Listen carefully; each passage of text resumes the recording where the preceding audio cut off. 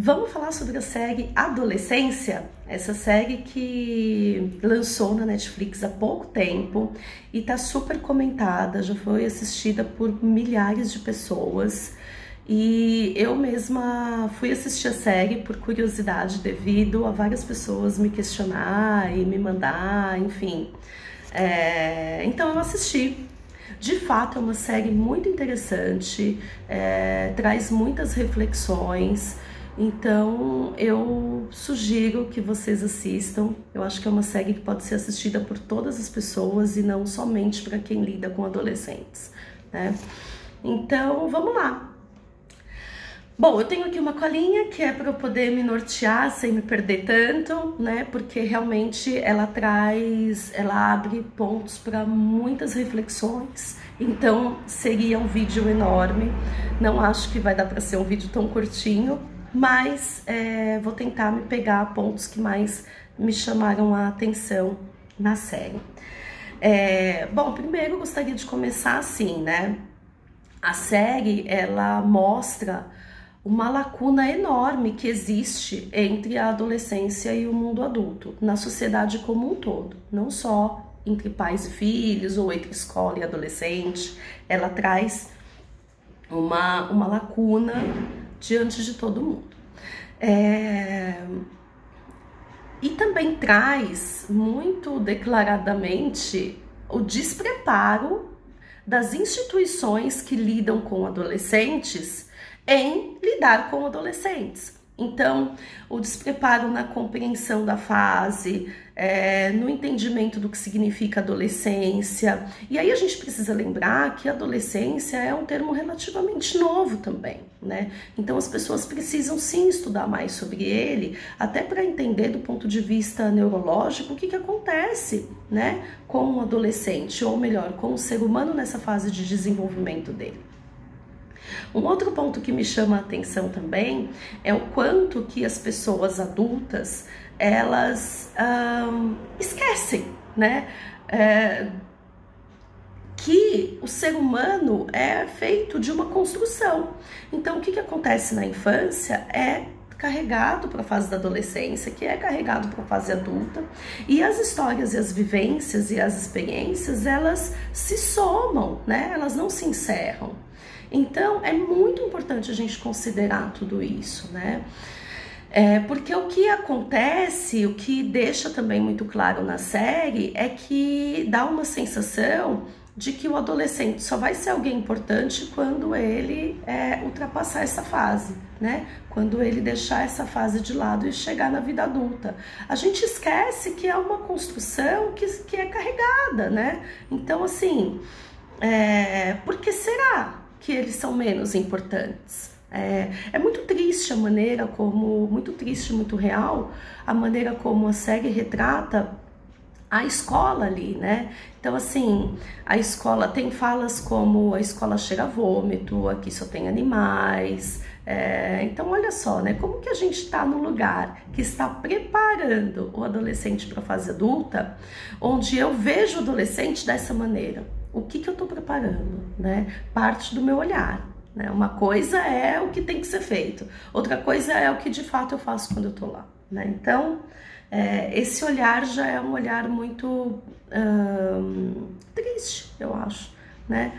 Enfim, e aí, gente, a série também traz a questão do bullying e do cyberbullying. E aí eu tenho uma coisa muito importante para falar, que é assim, que bom que a gente conseguiu dar um nome para isso, né, pro bullying, porque sempre teve, sempre existiu. Só que aí quando tem um nome, facilita da gente poder compreender, entender o que está acontecendo, como que eu lido, o meu ponto de atenção. Mas um ponto que eu gostaria de trazer é que, assim, nenhum bullying nasce bullying, né? A violência, ela é escalonada. A gente precisa aprender isso de uma vez por todas. O que isso significa? Ela começa pequenininha e ela vai aumentando. Se eu não consigo enxergar isso enquanto tá aqui pequenininho, eu vou enxergar isso quando tá aqui muito grande. E aí a minha dificuldade em lidar com isso quando tá aqui muito grande aumenta. Então, gente, é um bater na porta quando eu tô nervoso. como que a família lida em casa, nos discursos do dia a dia. Aquele pai na série, ele tem rompantes de explosão, né? Claro, ele tá sob muita pressão, sem dúvida nenhuma, mas a série traz diálogos, né? Onde esse pai reage de maneira muito explosiva, muitas vezes. Então, o que é naturalizado? Como que aquele filho enxerga isso, né? No discurso que tem com a psicóloga, ele fala, eu achava legal, eu dava risada, né? Então, assim, nem sempre a gente está ensinando, mas sempre eles estão aprendendo. Então, o que ele está aprendendo diante da existência dele aqui na nossa casa, né? Enquanto família. Então, é muito importante trazer essa reflexão. O bullying sempre começa pequenininho, gente. O ponto é que ele vai perdendo a linha. E aí, para o bullying acontecer e ser determinado bullying, ele precisa de uma plateia. E normalmente essa plateia, ela é conivente de alguma maneira com o que está acontecendo. Ou pelo silêncio, ou porque ela quer fazer parte. E aí a gente vai para uma outra ponta, que é o quê? Quais são as necessidades dessa fase da adolescência?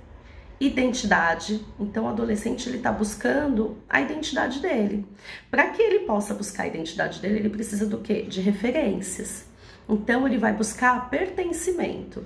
Então, os adolescentes, né, eles costumam andar em grupos, eles costumam querer se encaixar em algum grupo, eles precisam se sentir pertencentes, é importante. E aí, uma outra coisa muito importante também nessa fase o que os outros pensam de mim, né? Então, sou aceito, não sou aceito? Como que é, né? Tô dentro disso aqui, tô fora?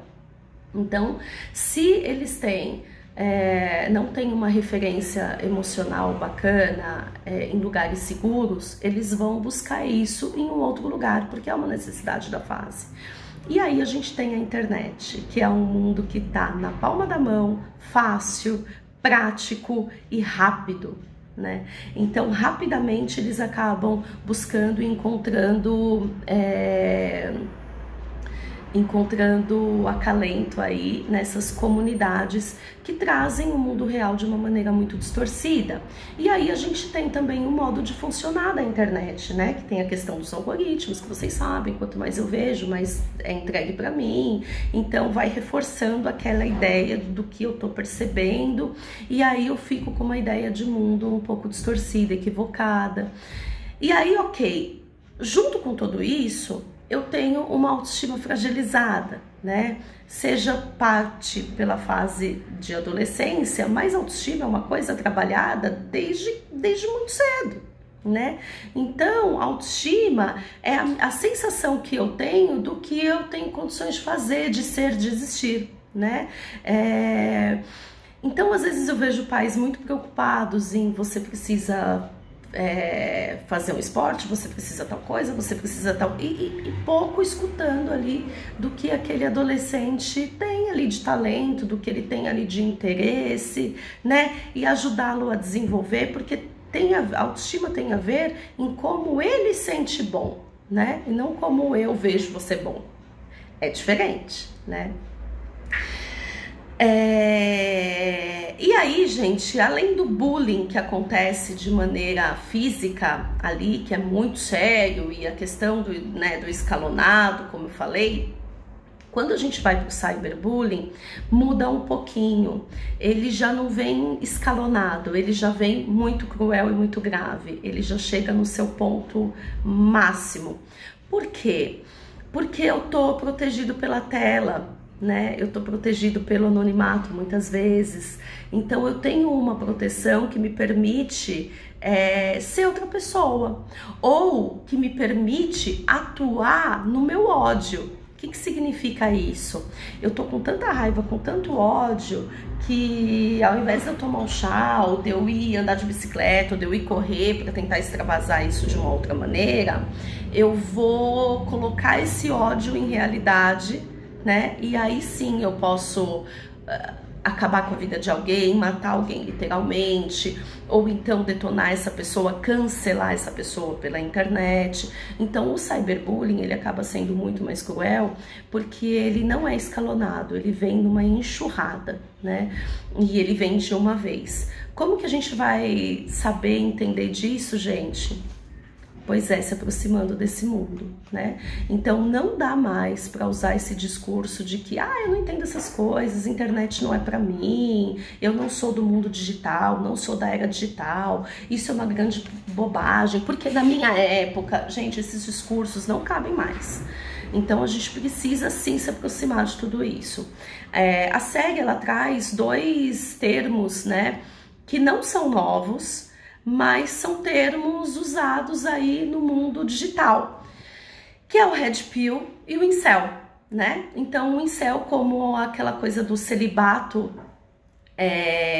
involuntário, que é basicamente quando aquele menino, ele não é capaz, porque ele não é bonito, porque ele não é atraente, de ter uma relação com uma menina, não porque ele não queira, mas porque elas não o querem. Então ninguém vai querer ele, né? Então você é horrível, ninguém te quer, por causa disso você vai morrer virgem, né?